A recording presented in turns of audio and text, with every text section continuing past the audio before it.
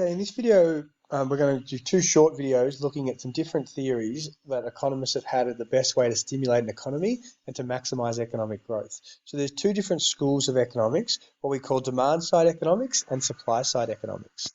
So essentially, different theories have evolved throughout time and the best way in order to maximize the living standards of citizens. So some economists believe in focusing on more on the supply side of the economy, which is basically looking at ways to increase aggregate supply or our ability to produce goods and services. So it's all about focusing on improving our overall ability to produce, whereas demand side economists trying to stimulate spending in the economy. So it's all about what's the best way to stimulate growth, encourage people to spend, or improve our ability to produce goods and services. So essentially, there's some key buzzwords you need to be aware of, but the word aggregate supply, that just basically means our total production of Australian-made goods and services. So our aggregate supply is the total production of Australian goods and services, whereas aggregate demand is the total expenditure on Australian-made goods and services. Okay, so the total spending on Australian goods and services is aggregate demand. The aggregate demand equation, which we'll talk about a little bit more in the next video, but it's 5 components. So aggregate demand is made up of C, which is consumption spending. That's all spending by consumers. So that's spending by consumers on like things like dishwashers, ovens, clothes, furniture, all the things we spend money on, physical goods, food, as well as services. Anytime you get your hair cut, anytime that you go to a concert, you go to entertainment, to sport, that's all included in consumption spending. Investment spending, which is spending by businesses, so when they buy machinery or equipment or infrastructure. Spending by the government, so spending on things like education and healthcare and infrastructure. And then the last component is exports minus imports. So any spending by people overseas on Australian products, so that includes spending on our goods like coal and iron ore and wool, but also spending on things like tourism and education. So when foreigners come here for an education or on holidays, that's included in export spending.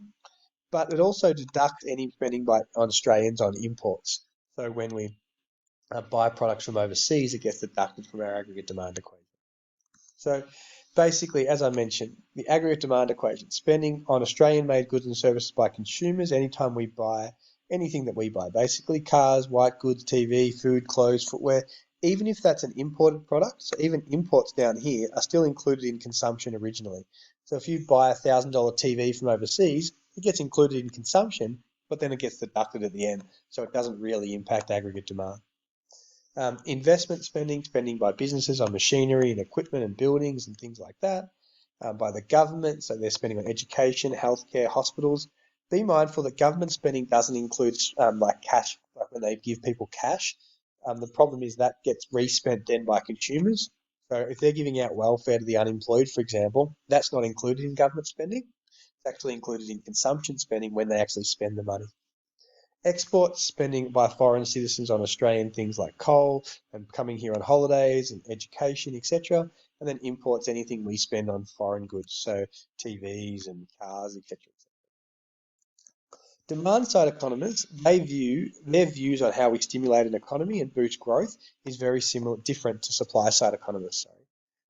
So demand side economists, they believe that in order to stimulate growth, we should focus on stimulating aggregate demand. So production will increase if we get people to spend more money. Living standards will be improved if we implement policies that encourage spending. So anything that encourages consumption, investment, government spending, or spending on our exports, that's what's important to stimulate economic growth. Increased spending will then lead to businesses having to produce more to meet our spending, which will create more jobs and more employment. Supply side economists on the other side, they believe the production of goods and services, or our ability to supply, is what's important. So they need to increase incentives to improve our ability to supply, and that's the way we're going to stimulate our long-term economy. So supply economists advocate, for example, low taxes on low income and company tax rates and less government spending, which we'll talk about in a sec. So they advocate for low taxes, but also low spending by the government. For demand side economists, they believe that spending will generate employment, which will improve our living standards, and economic growth, the government should focus on ways to stimulate demand. So it's the government's role when the economy is going poorly. So it's a really good example of demand side economics at the moment. With the coronavirus, they need to get people spending money. So they're giving handouts or giving people money in welfare, so things like the coronavirus supplement, wage subsidies, they're all designed to try and increase demand. They also want to increase government spending, and they're all generally in favour of the higher taxes for the rich, because they're less likely to spend, and tax cuts are generally given to the poor. Supply side economists, they sort of don't want much government regulation. So rather than wanting things like lots of government spending, they believe that the government should sort of stay away from the economy and have less company taxes and other restrictions. They think that it's important to give tax cuts to the rich because the rich will spend that money, and then that will help to generate economic growth. They'll also invest that money, which will create more jobs. So they'll invest that in businesses, which will lead to better quality capital, better infrastructure, and that'll create jobs in the long term. So supply side economists give tax cuts to the rich, they will invest that money, and that'll create jobs for the lower income, middle income citizens. So demand side theories, demand side economists believe that economic growth is increased by increasing demand for goods and services. Output is determined by demand. Higher consumer spending leads to increased production, greater opportunities for employment. Higher level of employment will then have multiplier effects and boost the rest of the economy as well. If individuals spend more, this will create more demand within industries, which will then flow on to even more spending.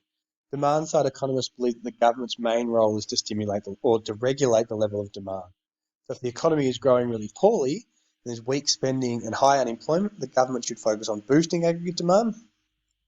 And if the economy is growing too fast, the government should look to try and restrain aggregate demand and reduce spending. Otherwise, we'll end up with shortages and inflation. So they're not just about trying to stimulate spending when things are going poorly, but also slowing down spending when things are going too fast. Demand side economists believe that lower taxes are against lower taxes for the rich. So they believe that the rich won't spend the money. So that low income earners, it's better to give them tax cuts because they're more likely to go out and spend. And that'll help to boost aggregate demand. Aggregate demand is created by households, businesses, and the government, and they don't believe in a free market. They believe the government needs to intervene to try and avoid recessions and depressions. If you leave the market to itself, then it's going to lead to problems with recessions and things like that. They argue increased government spending will help to grow the economy and spur additional employment. They're for government intervention in the market, and they agree with things like a minimum wage because low-income earners will spend that money, and that'll help to create growth throughout the economy. So they generally encourage things like a minimum wage to encourage spending amongst low-income earners.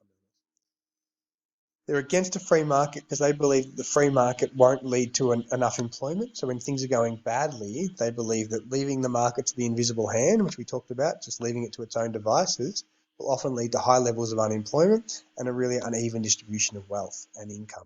So the government needs to regulate the economy to try and stimulate spending during weak periods of growth through lots of infrastructure spending, lots of cash handouts, lots of money to try and stimulate growth. We'll talk about Keynesian economics in the next video.